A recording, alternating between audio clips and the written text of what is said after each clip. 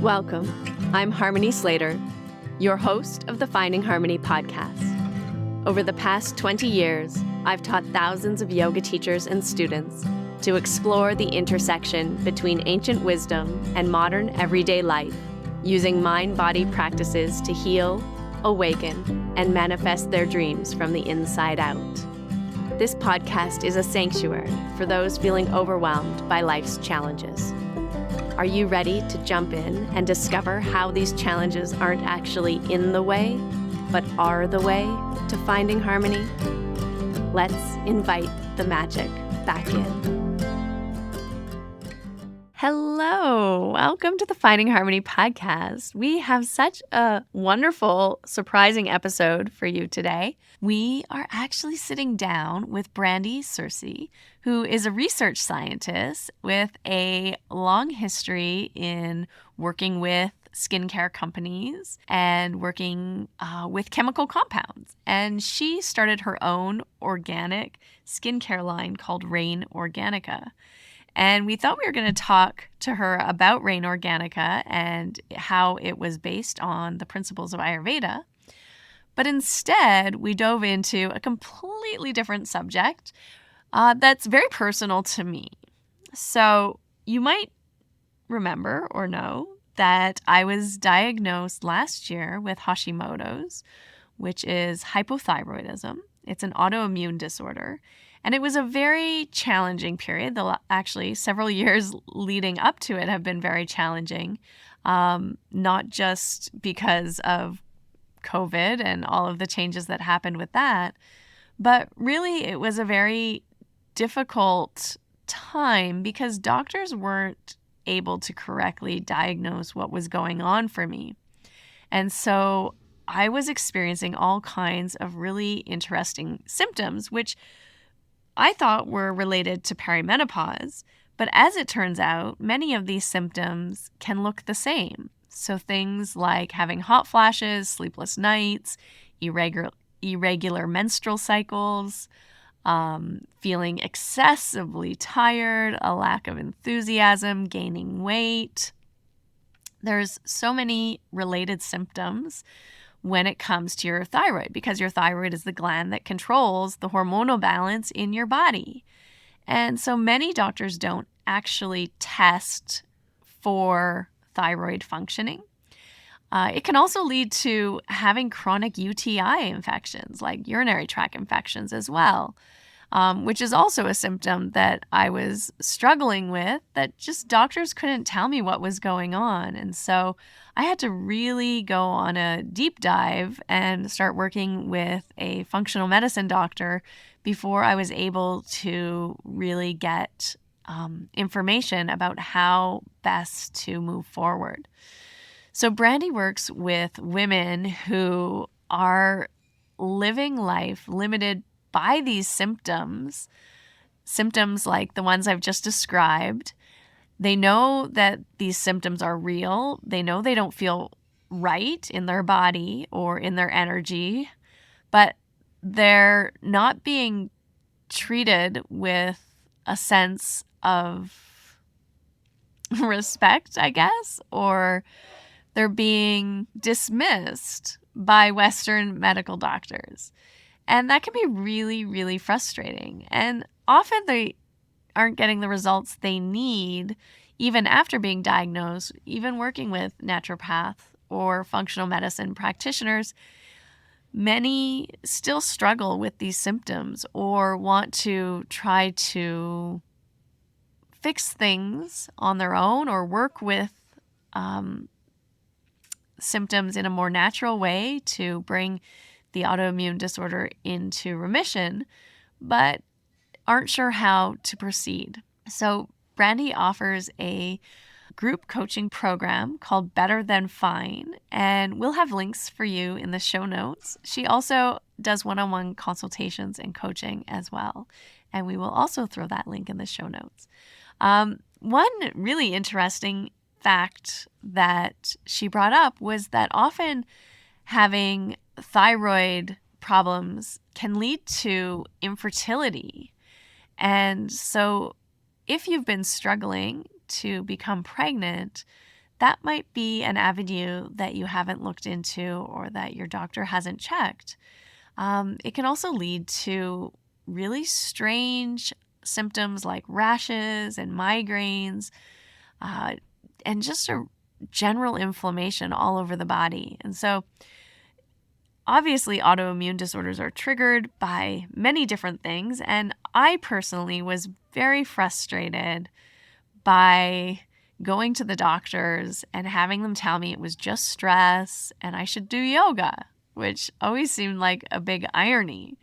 So we're going to talk to Brandy today about if you have these undiagnosed symptoms or a cluster of symptoms that you know aren't normal, but no one can seem to tell you what's going on, how you can advocate for yourself, and some of the things that you can also look into for yourself and the support you can start to find and receive on your own and with the help of someone else.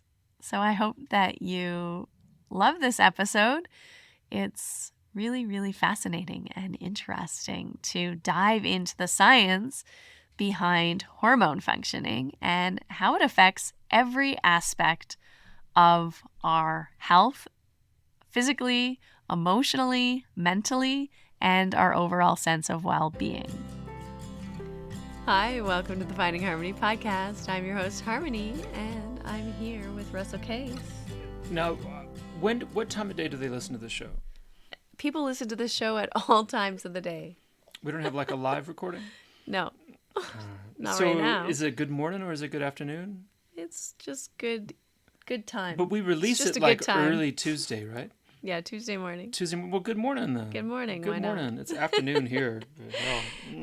Well, today we have a very special guest, Brandy Searcy. How are you, Brandy?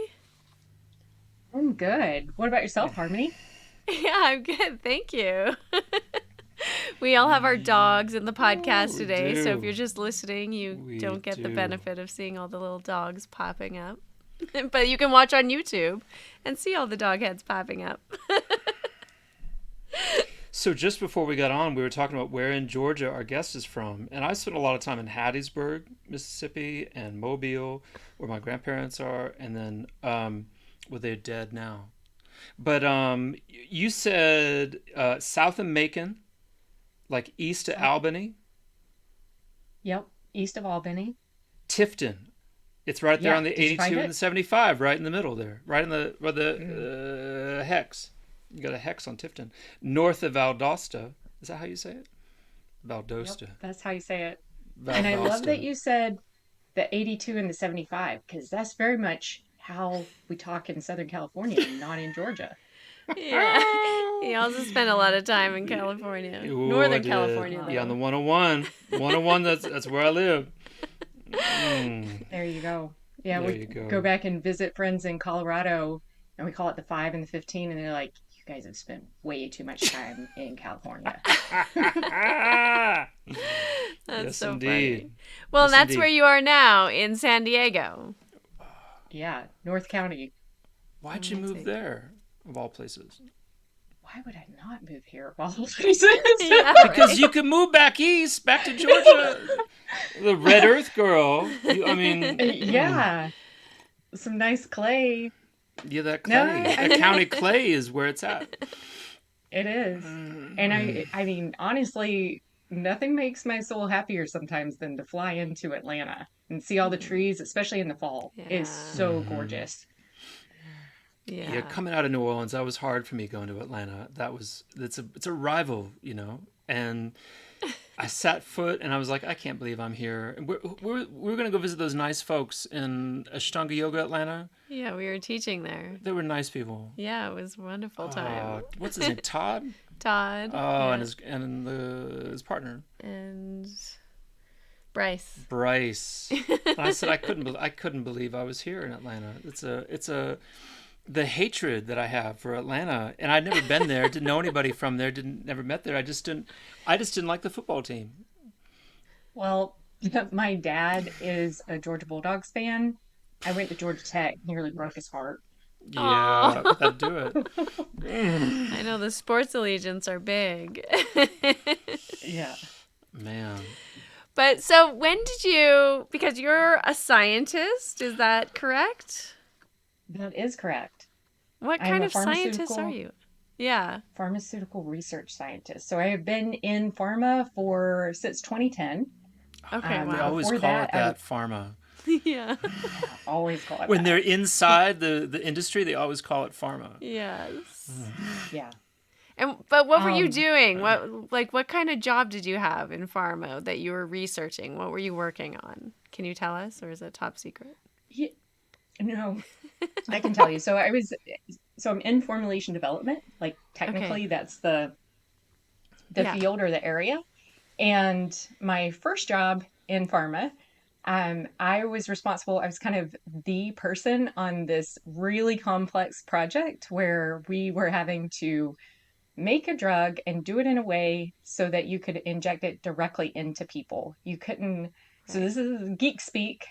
You could Yeah. not terminally sterilize this. You couldn't sterile filter it during the filling process. And so the entire fill was done aseptically. And I was in charge of like doing all of the steam in place piping and actually, the process itself was very in depth because this particular one was a long acting injectable. So it's basically where you take the drug itself and you uh, let's see, how do I describe that? It's like you blend it together with the polymer, which is the long acting delivery vehicle, and then you make these teeny tiny microspheres in the process. So it's all of this, you're kind of dissolving everything, putting it all together, and then passing it through and turning it back into a solid after it's blended. And you want to control the particle size, you want to control the drug distribution within this little teeny tiny sphere so that when you inject it into a person, it's going to release in a predictable way over a predictable amount of time.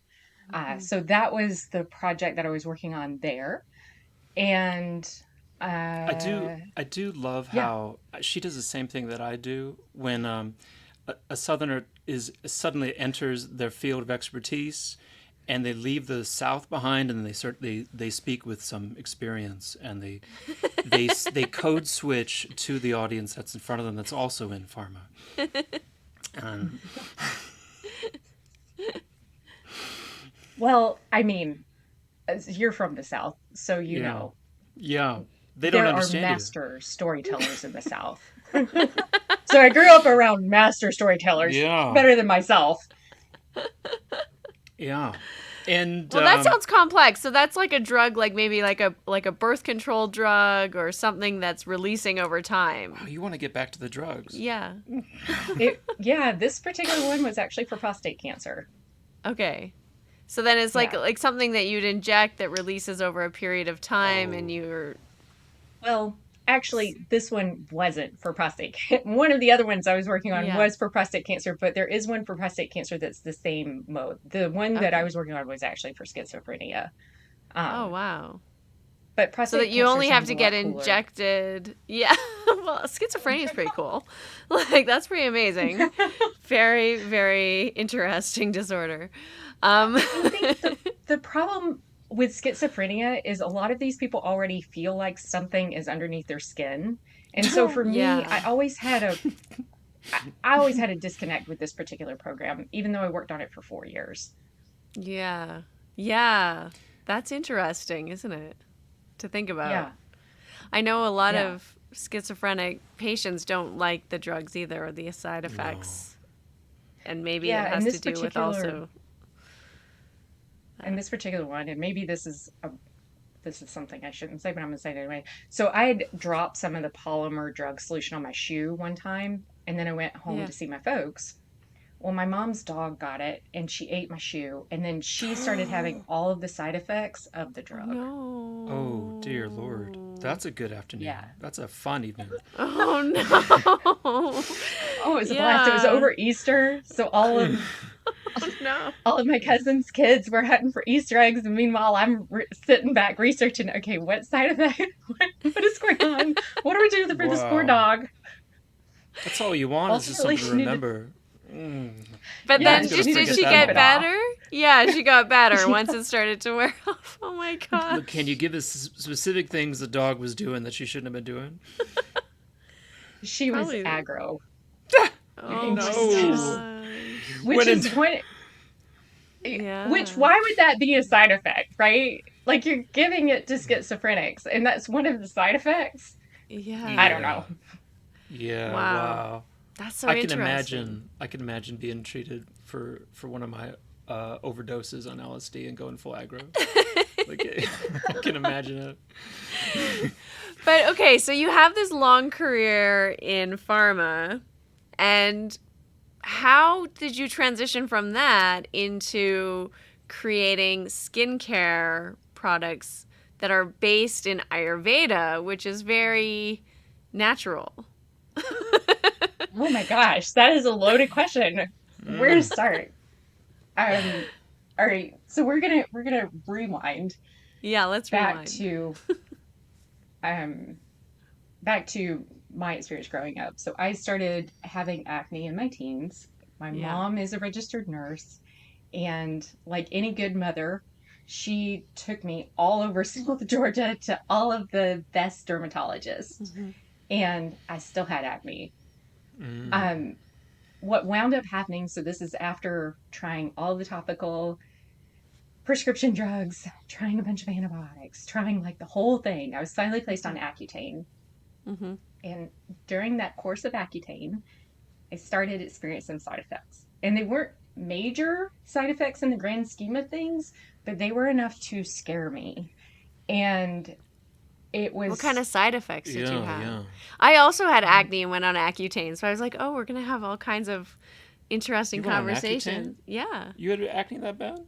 Your Yeah. skin's so clear though. No, Oh. I follow Ayurvedic principles. But also, my son has acne, so I want all your Ayurvedic secrets about reducing acne, so I can pass them along to him. actually, my secrets about reducing acne have nothing to do with Ayurveda. Oh, Okay, okay. Here we go. perfect. Mm. Tell us all. But A anyway, lot back to of the side times, effects yeah, first. okay. First the Okay, so side back to effects, the side then the effects. solutions. Yes. Okay. I was getting headaches, and I was not one to really get headaches. And then the other thing, Mm. I'm just going to come right out and say it. I was pooing green, Oh Oh, which that's that's wow. not cool. normal. Well, it's not normal, No. but I have done it. Mm. If you eat enough kale and you start to farm your own wheatgrass and that's all you eat for a year, you start to you actually get disappointed when your poo comes out brown. It's like, wait a second, I must not be doing very good. So you know it's a conversation based in Ayurveda when you start talking about feces. Yeah. I once was Man, in but the India and I did yeah. a panchakarma, and it was like a 10-day, you drink a lot of ghee and your skin gets saturated with ghee. And then at the end of the 10 days, you take a purgative and you have to kind of sit in a hospital room and be near a toilet because you're kind of just going to the bathroom all day long. And I pooped the rainbow, actually. Oh, wow. Like It a was rainbow came out your ass. it was very fascinating. It was like in stages though. Like Man. the feces kept turning all different But colors, when did like it each turn into step pure of the blinding day. light? When did that happen? That was at the very At the end. very end, your When rainbow everything turned to had been pure, purged out. pure. The light of the Lord came through you. Man, And I was as light as a feather. I'm gonna go. I should go to India. That'd be good. Get myself. Okay, so we were having some negative side effects. What happens? What happens next? Do you Green stay poop. on the It's drug? a Do you go holiday. off the drug? It's St. Patrick's Day. It's time to go on town. Go into town. So I stopped like then and Yeah. there mid course. I stopped, and in that moment, I vowed to do a 180, stop treating my skin like a canvas to wage war on, and start treating it like an organ to be loved. Yeah. And this was back in 2004. So Mm-hmm. it's kind of early days of the internet, definitely before cell phones, back when it was difficult it was time consuming to shop, right? So Yeah. Mm. I would go down to the local natural foods store, Mm-hmm. And I literally spent hours looking at ingredients lists Yeah. and going, okay, this goes back on the shelf because I'm not going to use that ingredient. This goes back on the shelf because I know that that one causes me to break out. And I kind of limped along with just using some stuff that was good enough for a few years. And then I fell backwards into my first ever formulation job, not knowing that the field of formulation development even existed. And I fell backward into a job doing pesticide formulation of all things. I'm sorry, forgive me. What do you mean by Wow. formulation? Okay, formulation is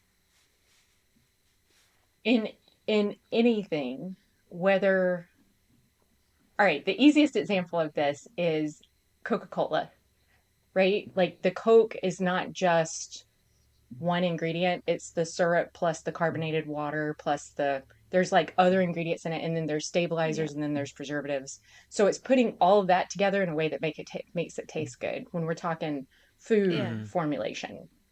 And then when we're talking It's Mm-hmm. like the pesticide recipe. formulation, yeah, it's the recipe. Exactly. Yeah. Mm. Okay. Yeah.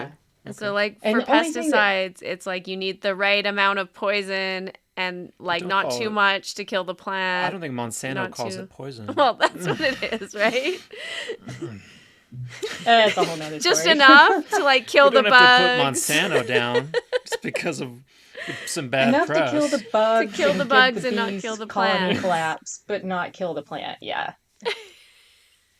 So, Yeah, but a obviously little this was bit. back in the day before I knew Yeah. better, because pesticide formulation, I mean, come on.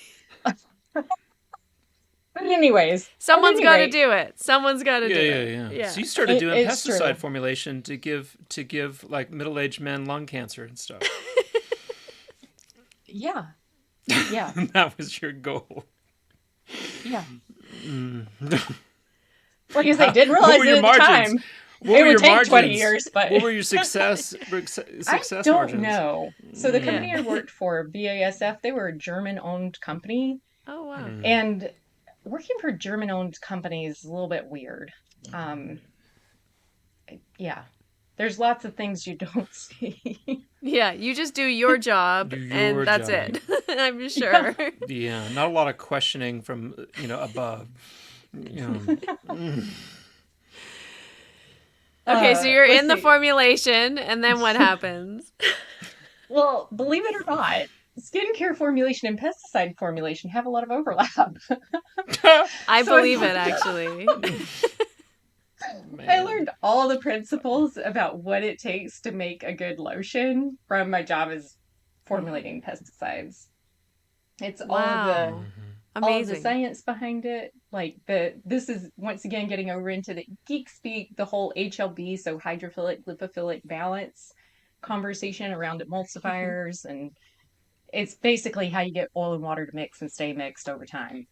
Um, Right. but yeah, I learned all of the principles of formulation from that job, and I started making my own skincare on the side.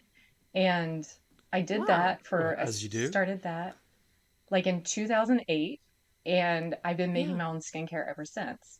The only thing that Wow. stopped me from kind of going all in into skincare earlier was the fact that in 2010 I landed my first job in pharma, and even though I was on the injectable side of things, that company had a topical division, and I was using some of the same suppliers for my ingredients that they were Oh. using, and my husband was like, you don't want them to find out at work that you're using the same suppliers and this be a whole thing. And I was like, yeah, you're right. Okay, so I'm not going to start my Yeah, own skincare business now. Um, Fast forward to it's not a good Right. 2016, thing I for left sure. that job and took another job in pharma that does not have a topical division. And by then, I was really serious about being green, very clean. Kind of reformulated everything to get rid of some of the more questionable preservatives, more questionable emulsifiers. Um, yeah, and this is kind of the space I've been in ever since. And then the other thing, I think the other major thing that happened in 2016 was my grandmother was diagnosed with a rare type of melanoma that's actually flesh colored, of all things. Oh, And that's tough. that was it was like, okay, with all of these ingredients, we're going to go next level crazy and do dive into the research and be sure that they're legit. Okay, so Can then you were like researching all of the ingredients to make sure they were like more natural, more green, organic. Is it all organic? Because your company's named There, organic. oh, Uh. yeah, where possible, the ingredients are organic. Sometimes it's Okay. not possible to source certain ingredients Yeah. fully or as organic. And some of that even has to do with, to give you a prime example, I love meadowfoam seed oil. It's nearly impossible to find meadowfoam seed oil that is organic. And part of that is because it goes through this filtration process to remove some impurities, and that particular filtration process is not organic. Even though Oh, it's a right. natural process, it can't be called an organic process. That makes sense. Yeah. meadow foam, is that a kind of flower? It is. So they grow it a lot in the Pacific Northwest. They actually crop Oh. rotate with it. So they'll grow Oh. their normal crops during the growing season, and then they'll Right. plant this on the fallow Right. fields. Wow. Yeah. Um, but To put nitrogen back then, into the soil or something like that. yeah, Yeah, yeah, I okay. think it is. I think it helps to fix the soil. Right. Um, the I grew up the around a lot of meadow corn and foam. soybeans, so I know about that kind of stuff. Okay, yeah, the meadow foam. So it's often kind of this bright red color, and apparently Hmm. it's got a little bit of a more distinct odor, which is why it needs to go through this like filtration Ah. process to remove whatever that odorant is. Yeah. Um, Mm. so yeah, I just with that one in particular, it's there is one company that offers it organic, but it's also like when only one company does it and the main ones don't, you're always like, what's going on here? Is this really Yeah. metaphor seed oil? So, That sounds like anyways. our engagement, how I went through a filtration to kind of get rid of a couple of unsightly odors and smells. I'm trying to make this whole thing relatable to, so I understand what's going on. Okay. What would you use that oil for? Is it like for like what does it do? Well, so it's similar in structure to jojoba oil. And jojoba is actually a wax, Oh. even though it's liquid. Hmm. Um, the thing with meadowfoam seed oil is so this is all right. So we know that there are saturated fats, Hmm. monounsaturated fats, and polyunsaturated fats. So with the saturated fats, the chain length is important. So coconut oil has very short chain length saturated fats. Jojoba has pretty dang long saturated fats. Metafoam is even longer. So Okay. it's a very stable oil. It actually stabilizes less it stabilizes oils that have short shelf lives, like evening primrose or pumpkin seed, things that have a lot Oh, of I see. polyunsaturated fats. And then the It, other thing is there are studies showing the difference just between, because you're like, well, why not just jojoba? Because it's not that much shorter. But Right. there are studies where they've looked at jojoba versus metaphone seed, and it's remarkable how much better the skin looks on the metafoam treated side than the jojoba treated side. Goodness. Wow. That's so Is interesting. that like what you tell me about cooking oil, about how you want something that has a longer, Yeah. lasts longer, More stable. more stable, and actually like olive oil, even though Gordon Ramsay You can uses have it it, raw, but not you shouldn't you cook it shouldn't because cook it with it. destabilizes so quick. Yes. Okay. It has a low smoking temperature, so it turns into like a carcinogen. Okay. Is that right? You're the scientist. Yeah, with the smoke point, all right, so there's the composition between saturated mono and polyunsaturated fats, Hmm. and then there's the smoke point, which is kind of like when those fats start to break down Yeah. into something else. Oh, okay. Because what's interesting to me is sesame oil, which actually has high polyunsaturated fats. It actually has a really high smoke point. Yeah. Yeah. Um, That's right. and it's because it is so rich in the antioxidant sesamol. Hmm.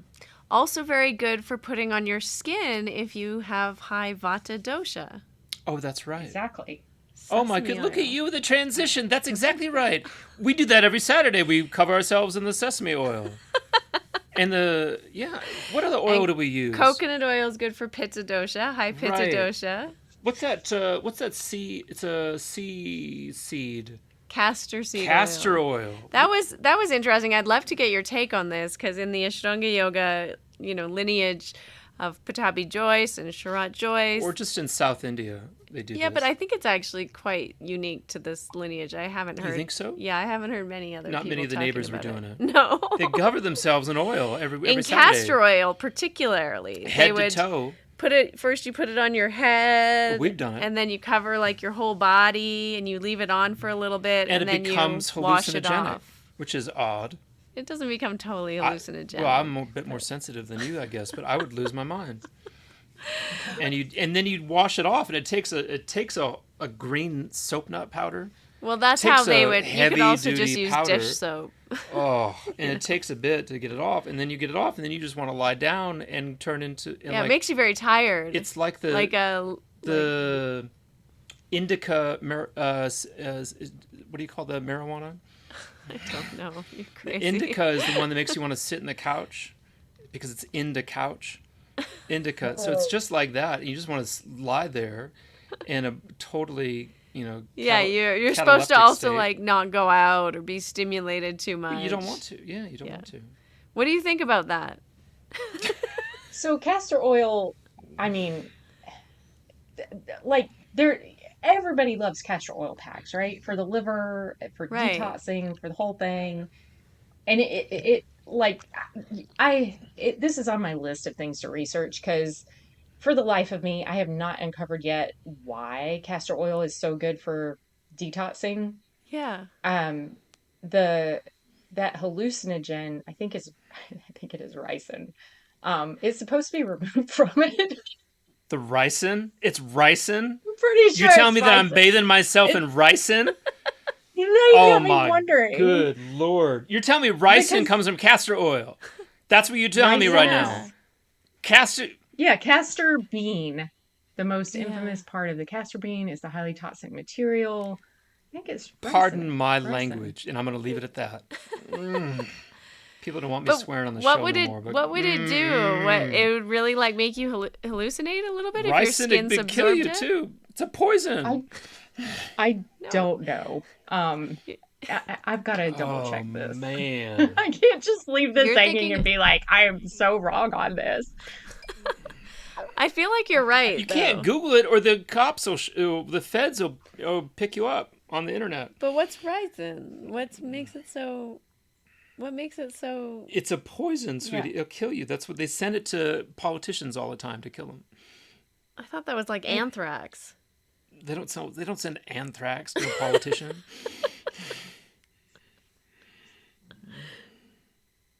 Do we find out?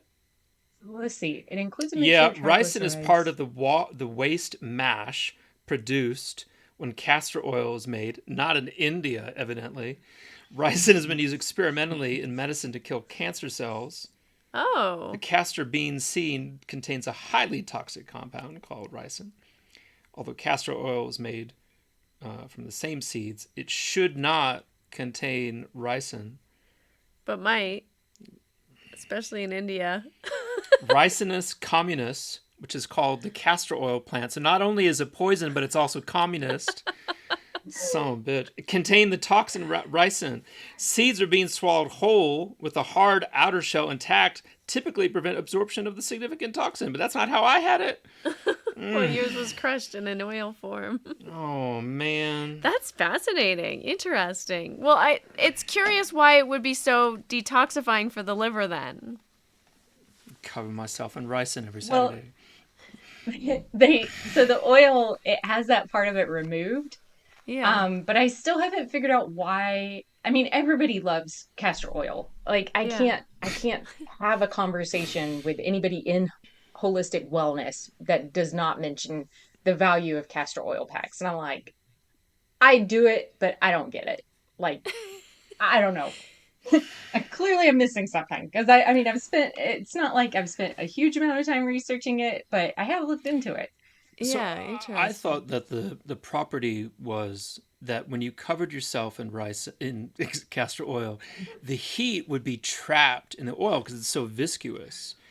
And then all of this heat comes to the surface of your body and then you wash it off. I thought that was the general principle of it. But that just sounds like voodoo now that I say it out loud. Well, I mean, it kind of sounds good. Um, Yeah. I mean, if it was very viscous and very thick, would be more insulating for the heat on the body, and so maybe the heat deeper into the body, the interstitial fluid, as they say in Chinese medicine, would rise to the top, trying to get out. Well, I don't know. They say sounds good to like me. coconut oil on the crown of the head is supposed to do that. It's supposed to You be very, very lose a cooling. lot of heat out of the top of your head. Yeah, and it's very cooling in the summer. People put the coconut oil on their If you ever head. shaved your head, you'd know that it's super But cold out. also, the skin, like you said, is an organ, and so it's going to be absorbing the oil as well. What would be the benefits of that?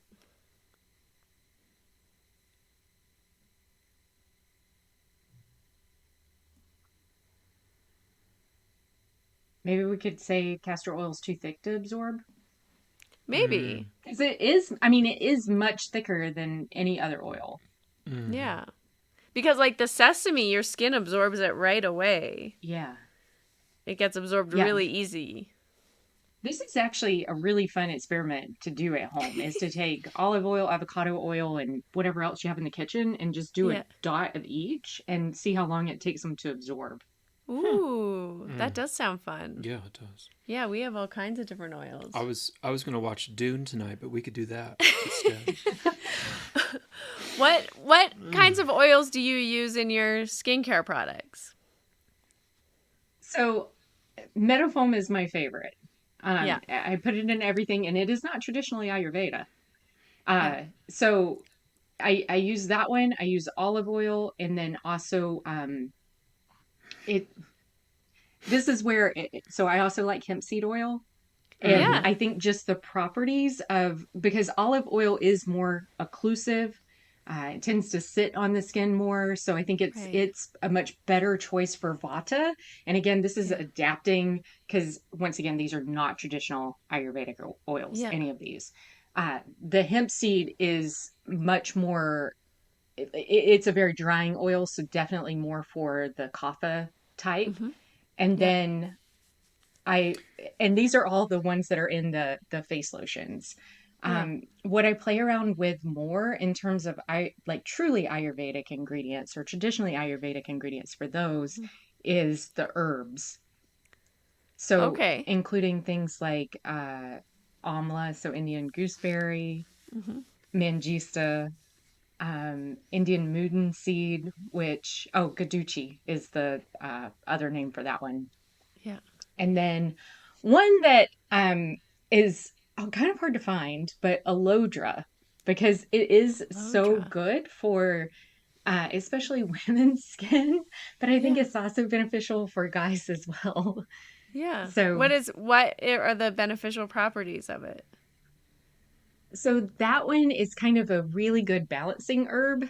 Mm-hmm. Um, and if within Ayurveda, when we're talking Thor, buddy, you might have to move. When we're talking about the That dog properties is of the too funny. oils, so we have moisturizing and heating, moisturizing and cooling, drying and Mm-hmm. heating, and drying and cooling. Okay. So kind Yeah, of that's those four interesting. Yeah, categories. when you think of it that way, that Just makes Yeah. sense. just occlusion is the blockage or closing of an opening. I had to look that up. Okay. I do want to back up just to titch because we had you creating your own skincare company, but now all of a sudden you have this whole basket of knowledge in Ayurveda, and we haven't established for our audience how it is that you acquired that. Oh, this is when I broke up with Western medicine. Didn't you know? Okay, no, I didn't. I didn't hear that part.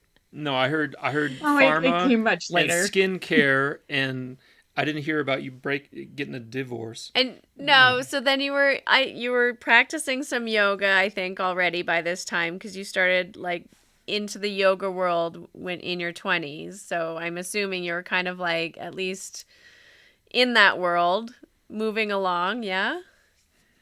Yeah. To get to it, so let's get to the answer fast, because To the otherwise we're gonna Ayurvedic. be We'll be here all day. we'll I be got here all nowhere day. to be though. I got nowhere to be. It's middle afternoon. I'm gonna sit back. Let's see. So I also have the autoimmune condition Hashimoto's. Yeah, I And know. That was Really? another The thing two of you where both have Hashimoto's too, yeah. and the acne. And the acne and also the repetitive UTIs. I Oh, was like, "Oh don't my gosh, yes. this is my girl." you bring up the UTIs now. Oh, it's tying That's into just it. All right. that's just from All right, being buddy. sexually hyperactive. The No, it's UTIs. not. Yeah, it comes with it, and also the androgen in your skin that also creates acne. That's also sexually hyperactive. They did a study. I don't Okay. trust your research.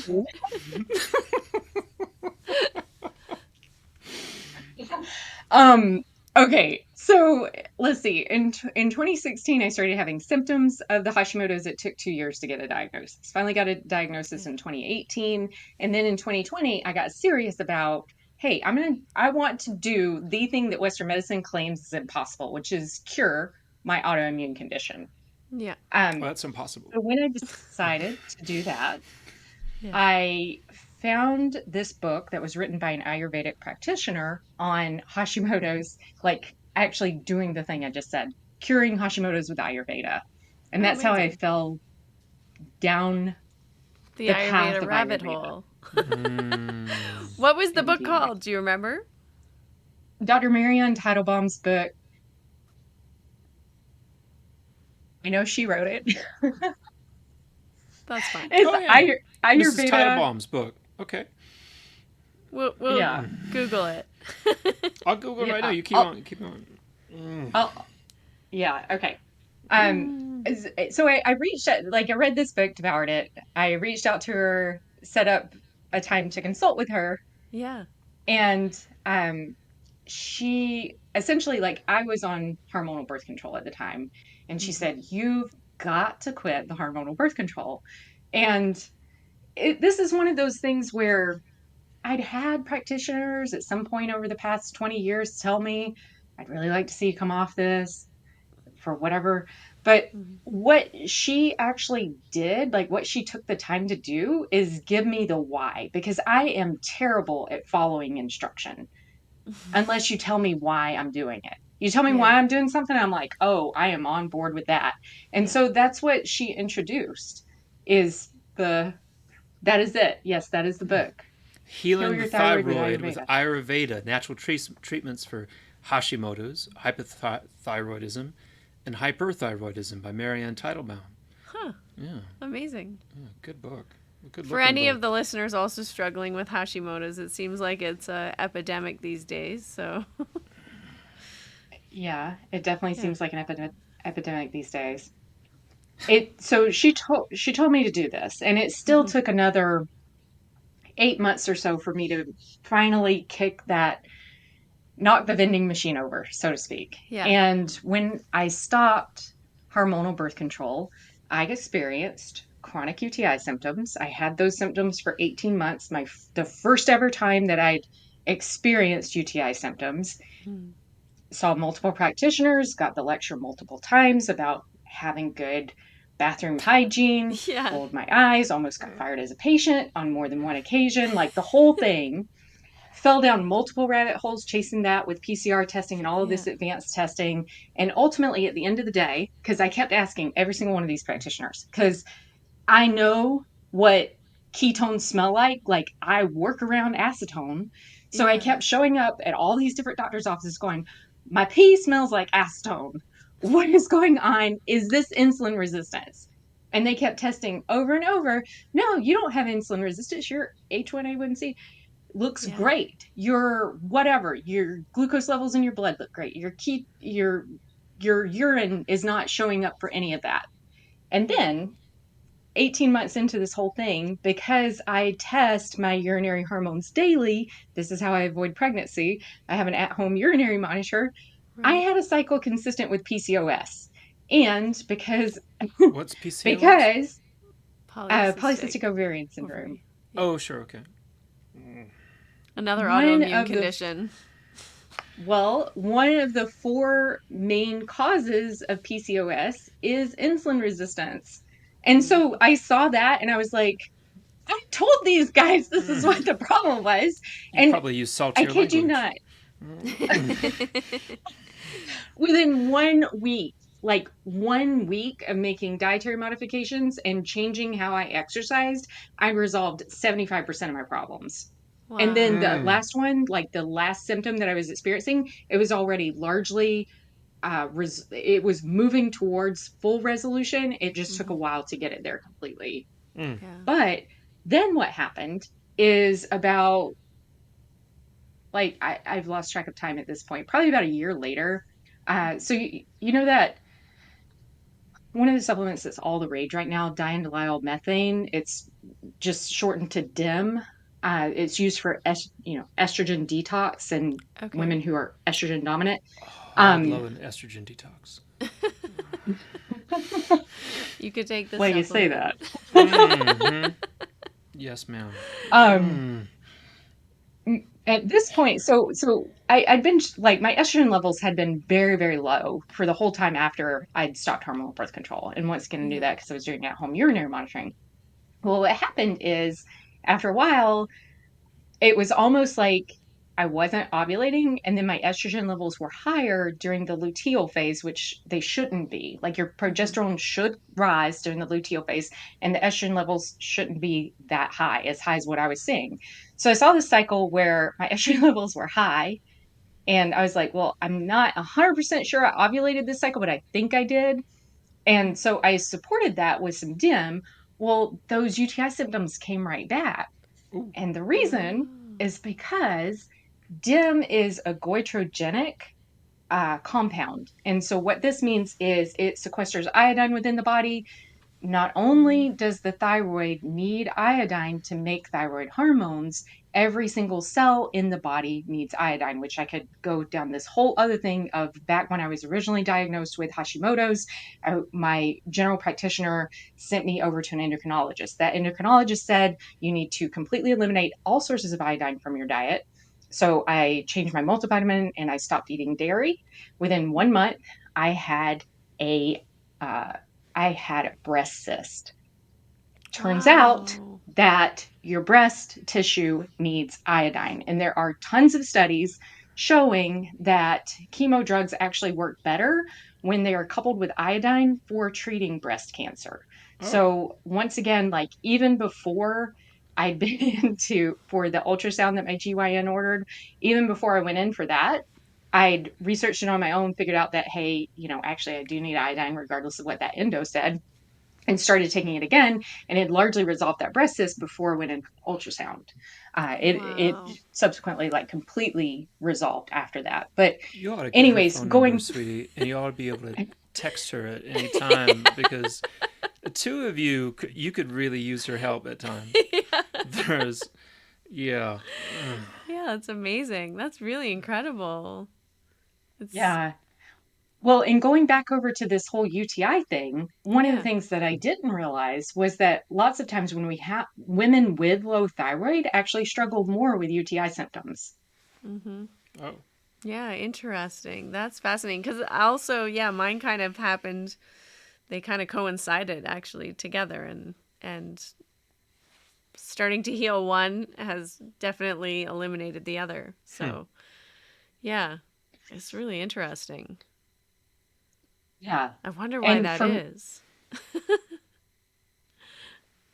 Well, this is actually so I wound up launching a second business just around this because Yeah. for a long time I was trying to talk both skincare and UTIs, and you can imagine the audience being like, "Okay, you've totally What? lost me here." You sold me. Exactly.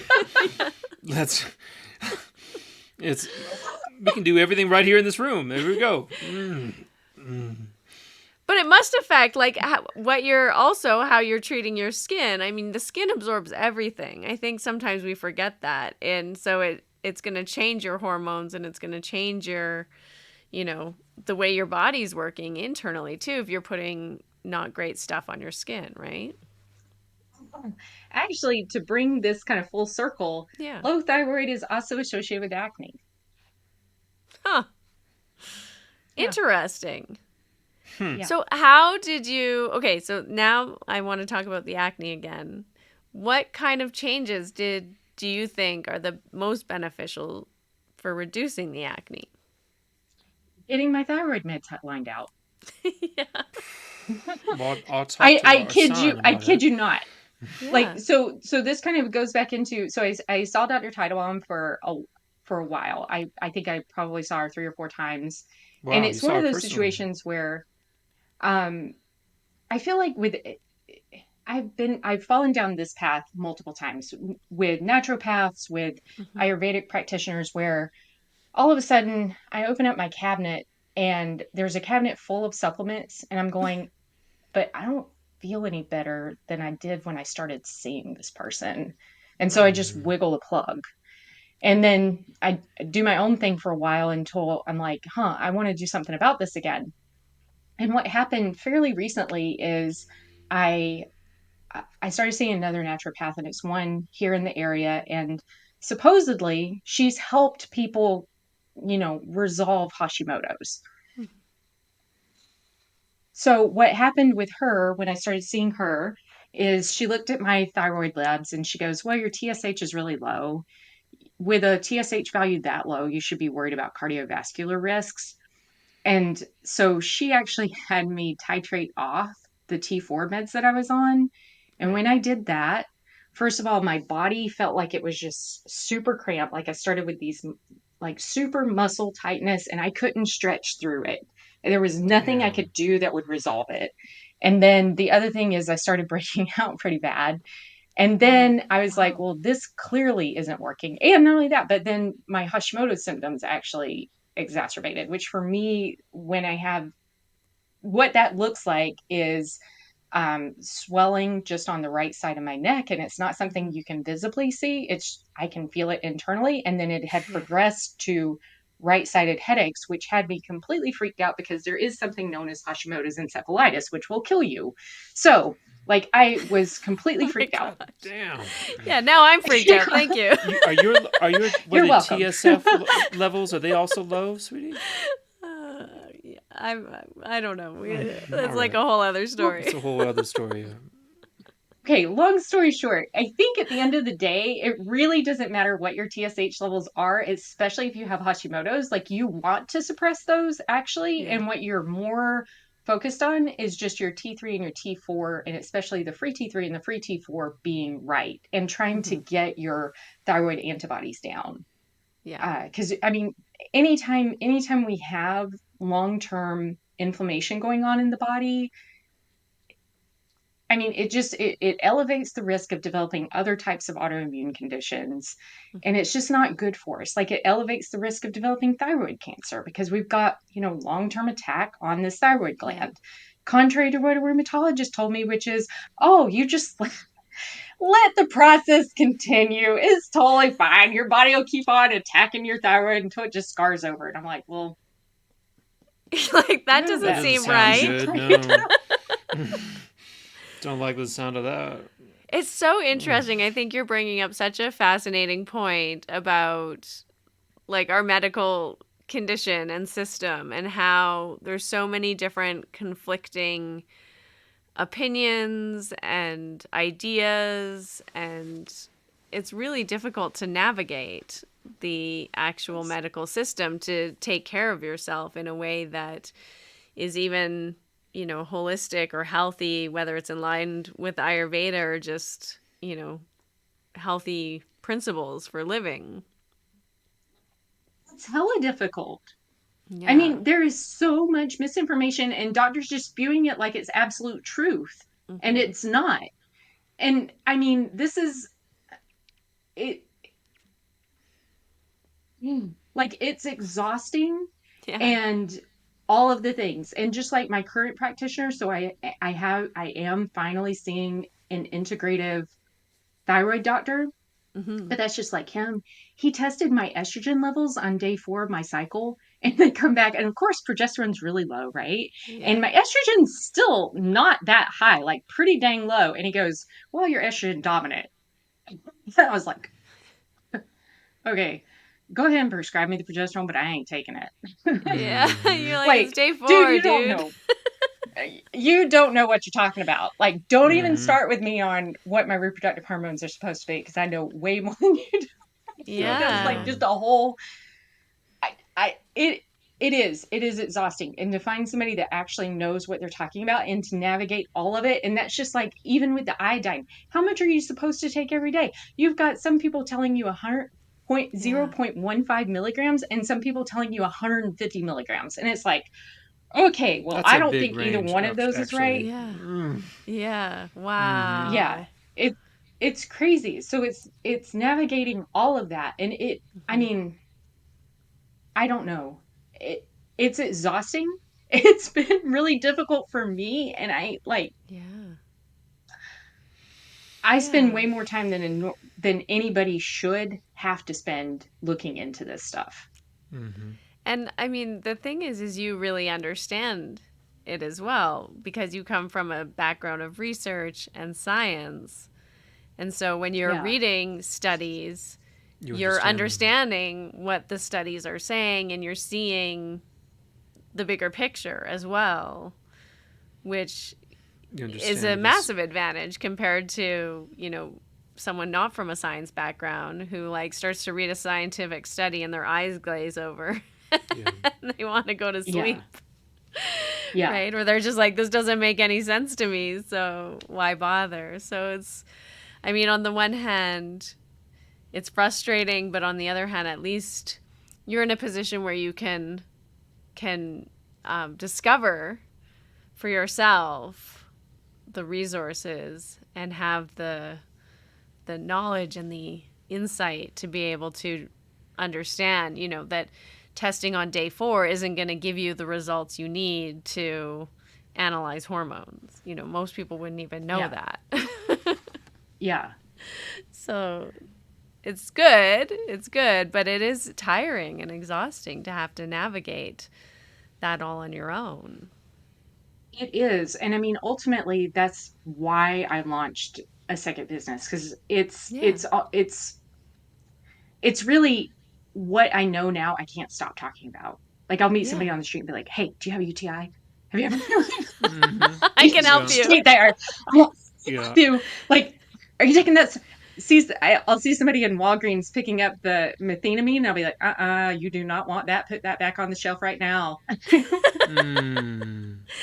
So you have your first business that went fully into the Ayurvedic skincare and looking at like the doshas and how best to treat your skin by your dosha. Is that how somebody would pick out those Actually, products or no? actually, no. Okay. So the way that I incorporated Ayurveda Yeah. into it is because at the end of the day, like, I was spending way too much thought, way too much brain power on Yeah.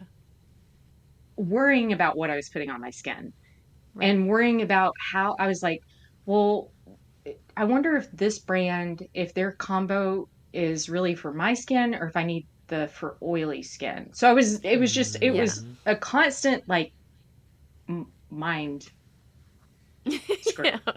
Yeah. Mind screw. That's a word. Exactly. Mm. Yeah. And it is like And it's like dry skin, oily skin, what do they call it? Combo skin. yeah. You're like, I'm And not sure. I'm just Old like, skin, I young want skin. something. I just want something that's not going to make me break out, and I'm not going to look oily by 3 o'clock. Right. And Mm.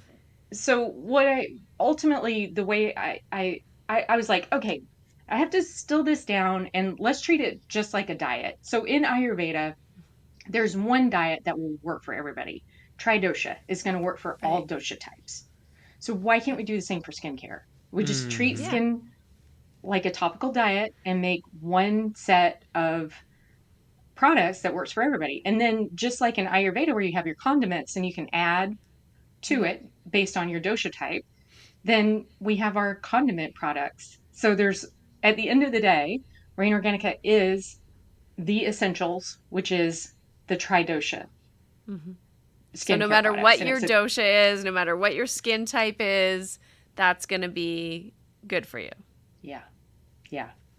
So And it's then a what are the cleanser. condiment ones? Okay. So the essentials is a Yeah. cleanser, a toner, and a day and night moisturizer. And Okay. some people are like, I don't like the toning step. I'm like, well, don't do the toning step. You only need the cleanser and the Yeah, moisturizer. moisturizer. Leave the toner out. And then the mix-ins or the condiments, one is a lotion, one is an oil. So this is an all natural oil. It has evening primrose oil, pumpkin, um, metafoam. There's two more, and coenzyme Q10 in it, which is Oh, a nice. oil-based antioxidant. Yeah. Once again, this is, you're like, okay, these aren't Ayurvedic oils. The where how this skincare really uses Ayurveda is more in the principles of balance. Yeah. Yeah, that's the principle of Ayurveda. Not that it's from India, but that all things in nature have a constitution that's warming or cooling or stabilizing. I mean, Yeah, it doesn't have to have an Indian name to be that. Yeah. yeah. So that is the oil, and this is during the Vata seasons. Yeah. I recommend people take one or two drops and add it to their moisturizer right in the palm of your hand, and then you have a winter rich face moisturizer. Ah, You also nice. have an eye cream for any time of the year because that skin often needs a little bit more. Yeah. Um, and then there is a night lotion that is more focused on. So I'm also like very supportive of, if there's any another another thing is, I see skin as having six main needs, and of those, protecting the skin is here, and then all other five of those needs are like here, so way, Hmm. way below. um What are the there other is needs? a If it's protection number one, what are the other five? exfoliate, cleanse, moisturize, soothe. Which one am I missing? Nourish. Oh, okay. I do feel like So about my marriage the same way. Like number one is protect, and then down here exfoliate and soothe. That's a low priority in the marriage. And nourish. Nourish, low priority. No. Top is protect. Protect. That's a very masculine I got one perspective. job. I got Yeah. one job. Man. Mm. So the night cream is that about protecting or nourishing or soothing or that one's actually more about exfoliating. oh So the oh day and night, nice. yeah, the day and night lotion is all about protect. It's got vitamin C and resveratrol and like all the things, that all the antioxidants. And then Yeah.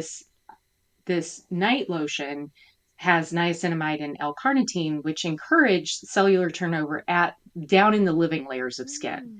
Because my whole thing with exfoliation is, you don't want to force exfoliation, you want to encourage exfoliation. And the skin has built-in mechanisms for exfoliating. And so a lot of times what happens when we try to force exfoliation, so either we're using abrasive products, or we're using something that disrupts the normal pH of the skin. We're using very acidic products to try to exfoliate. And what that does is it disrupts the normal enzymes that are in the skin that are there to help exfoliate, because those enzymes function best at a specific pH. And when we're applying stuff that's very acidic, they can't do their job very well.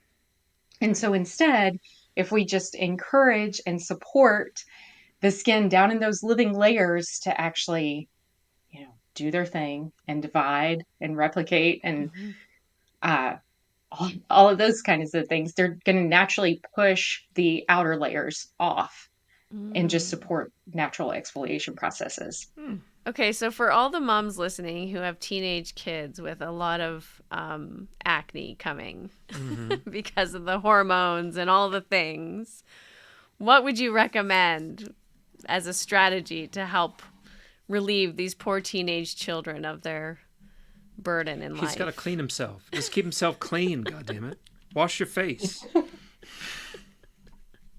Get your thyroid tested.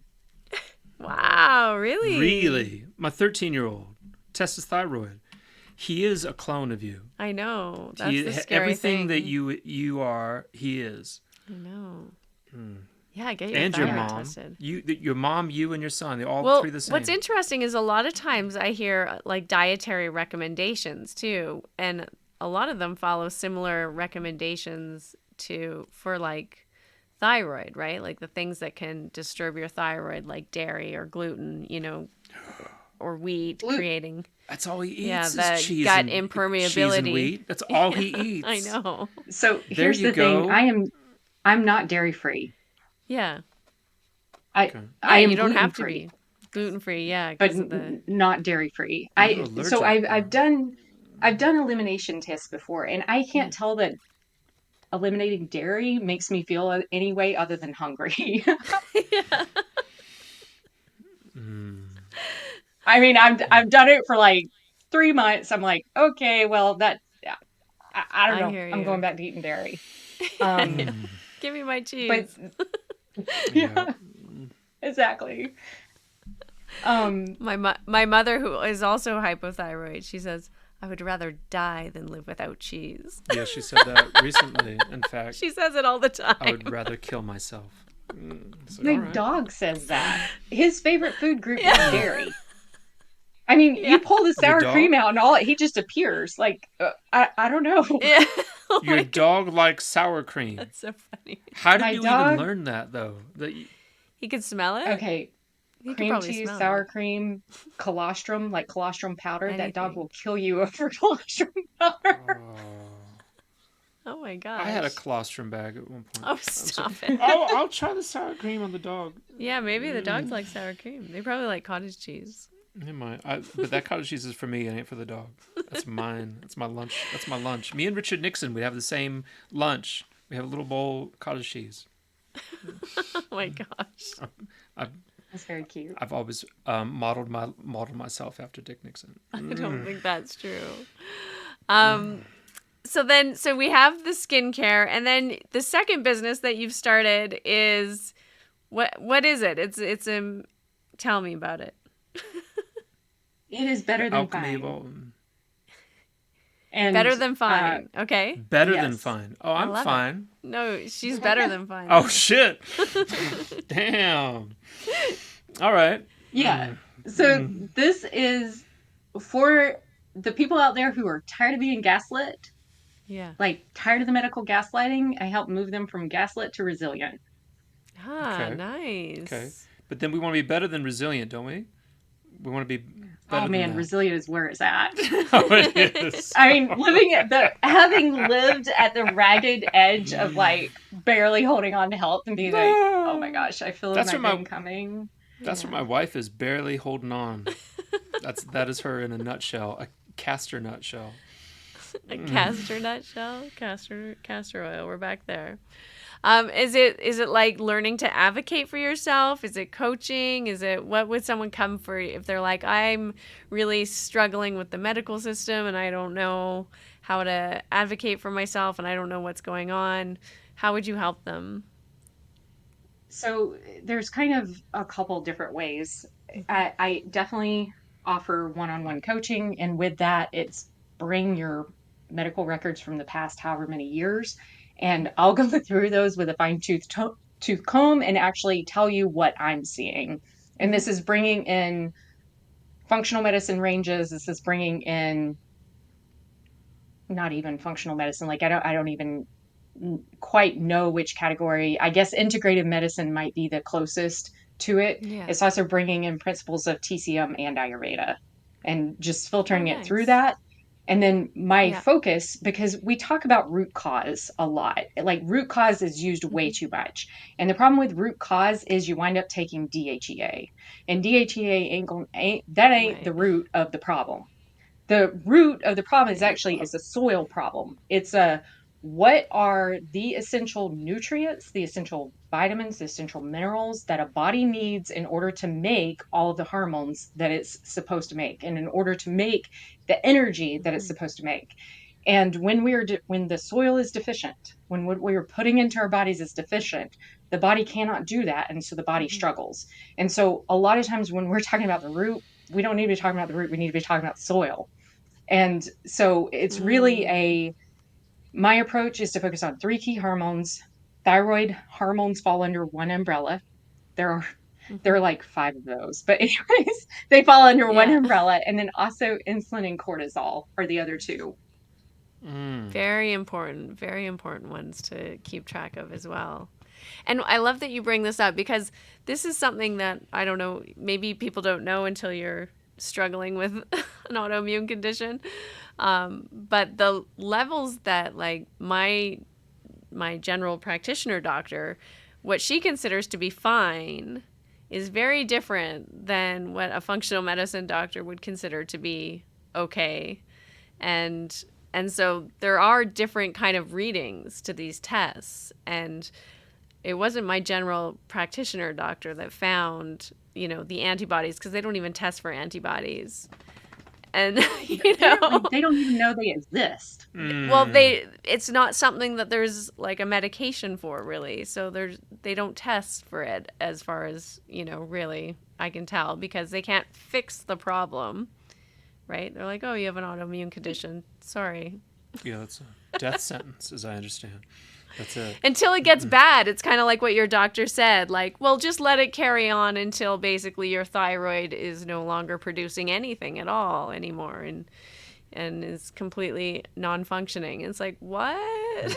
Then we'll medicate it. Yeah. Can't we catch this like before it's totally destroyed We can and also cut it out at any point. rehabilitate it a little bit? Like you say, tend to the soil and, create the conditions for the body to, start, Thrive. yeah, to thrive rather than destroy itself. I don't know. Yeah. Yeah. And I mean, kind of, and I mean, my philosophy on this is constantly Hmm. changing as I'm navigating it myself. Yeah. Where I am right now with Hashimoto's is the full belief that the best course of action is to give the body enough T3 and T4 hormones so it does not have to make its own.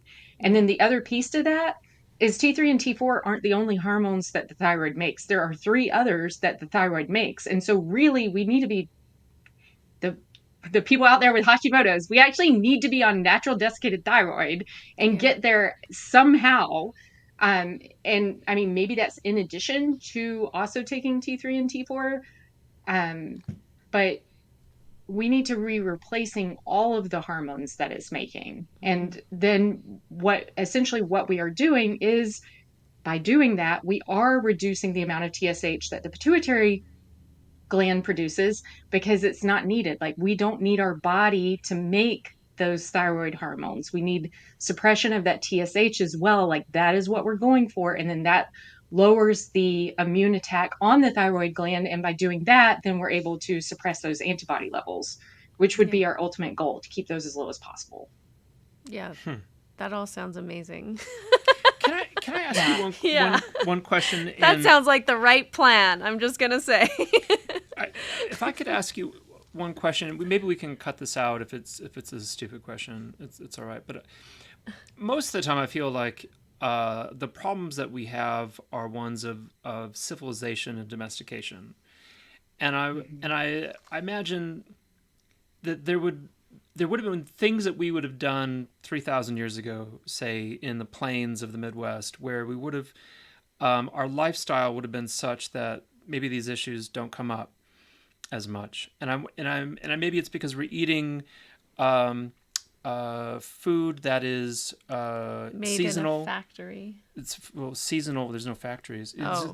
There's seasonal food. It's local food. We're eating honey that's local. We're moving around a lot more. I don't know if this is a stupid question or not, but are those kind of lifestyle changes impactful to autoimmune disorders? And could we, is a nostalgic callback to an anarchist state preferable? Oh yeah. No. You're from the Okay. South, so. Okay, Harmony, like tying in what you said though Yeah. about the factory aspect of it, a lot of what is going on. So iodine has been displaced from the body by a lot of other halogens. We've got fluoride, we've got, Mm-hmm. you know, fluoride, yes, like chloride's going to come from salt anyway, right? Sodium Right. chloride. But fluoride is not part of our body, like it should not be within our body, and we have Yeah. fluoridated water.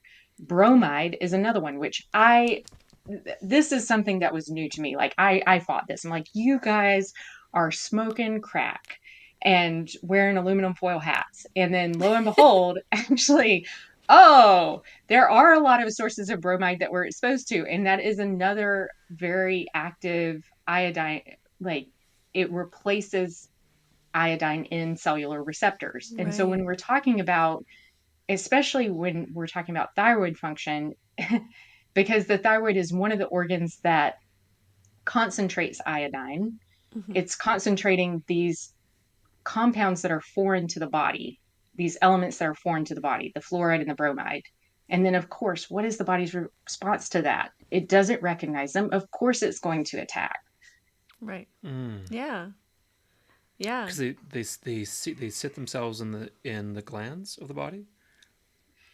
Yeah, so there are different organs within the body that concentrate iodine, and the thyroid hormone is one of them because iodine is in the thyroid hormones. Like T3 and Mm-hmm. T4 contain iodine. And Oh, so the thyroid needs that um to actually function. make, yeah, to make the hormones that are needed.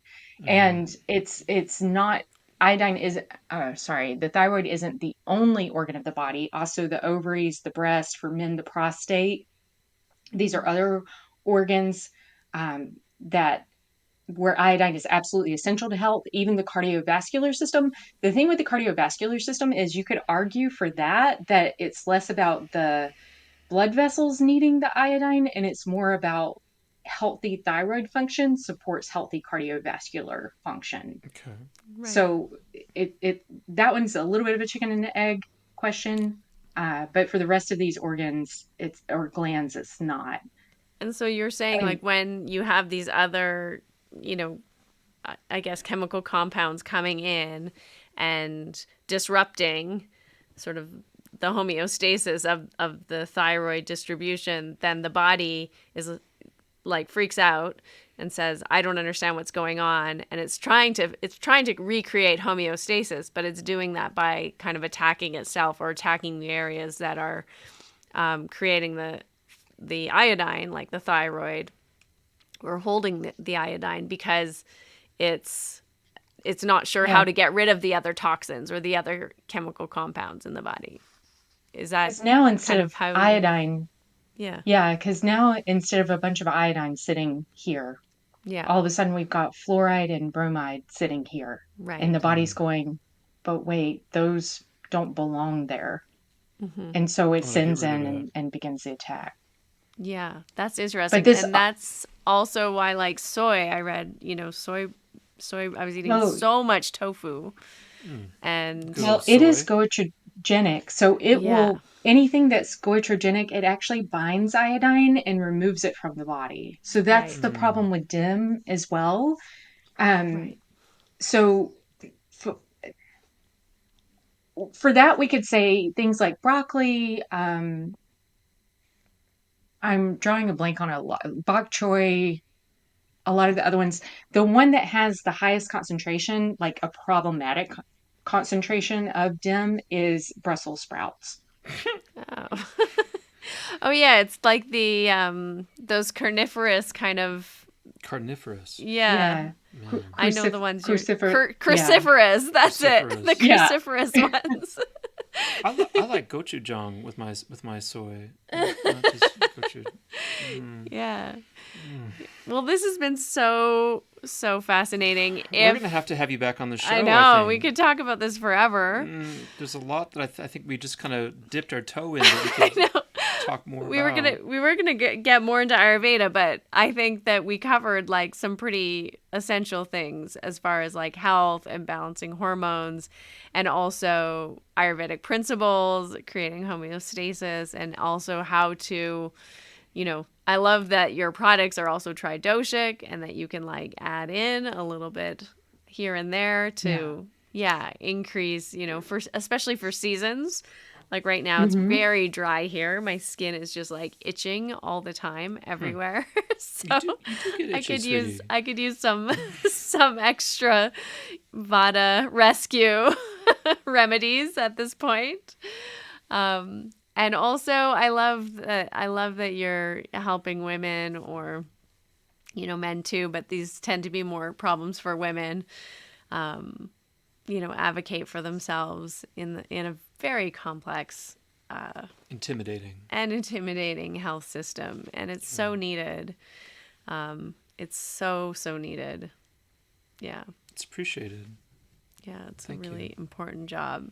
And it's been so fascinating. I feel like I've learned so much from you. You got to get her phone number, sweetie, Yeah, because you're gonna need to text her. it's true. I have her info. We're not gonna share it though to the listeners at home. No. But But tell us where they can find you. In case they also want your info to look you up and text you. Oh, it might be two companies. You can reach me through either one of them. Rain Organica.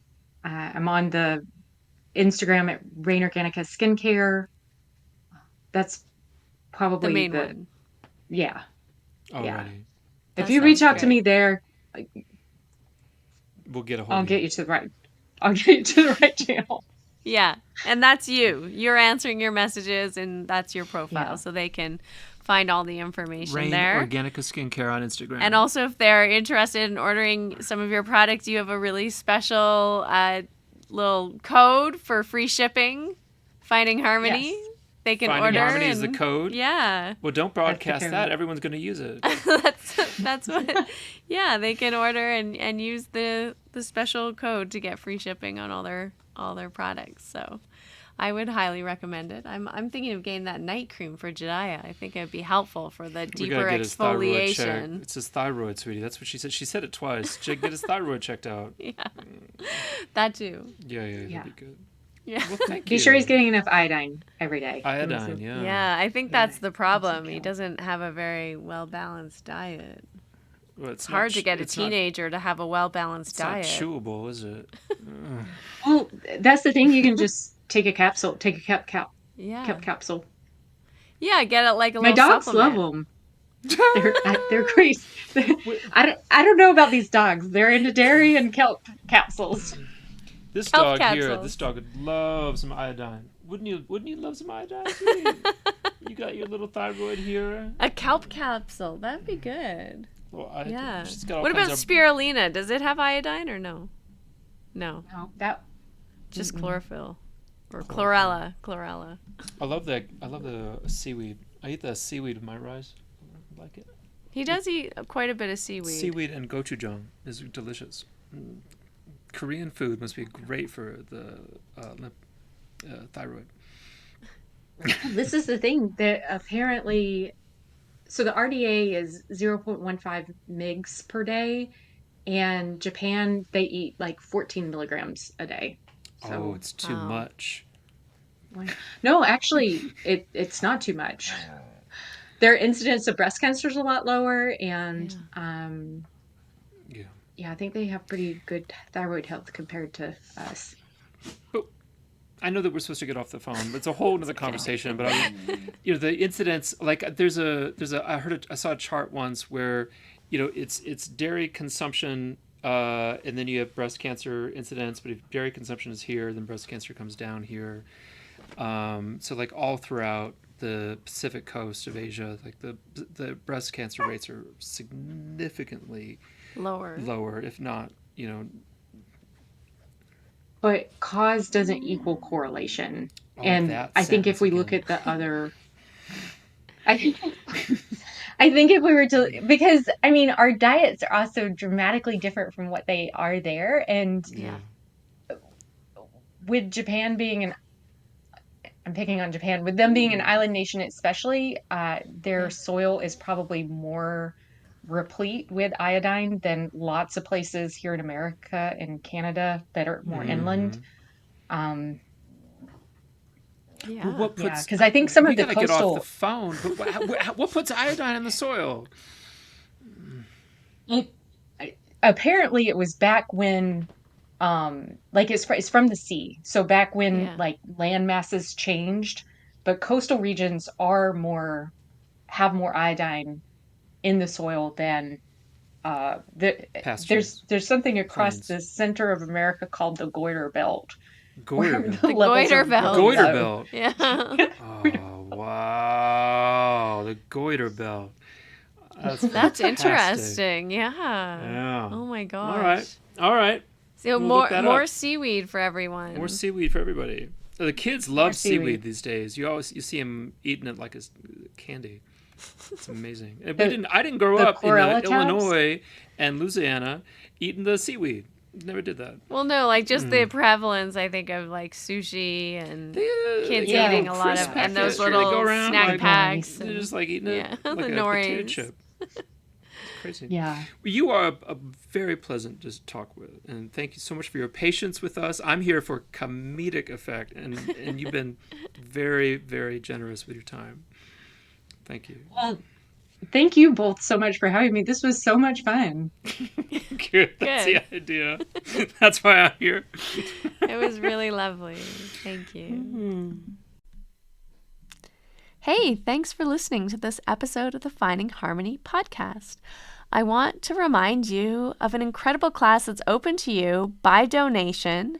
When you make a donation to Yoga Gives Back through my personal fundraising page, you will be invited to join my spiritual wellness workshop happening on June 16th. The recording will also be available. By participating, you're not only investing in your own spiritual growth, but you're also supporting an incredible charity, an incredible non-for-profit that I love and I truly believe in, Yoga Gives Back. It is dedicated to empowering women and supporting children in India through higher education and through microloans.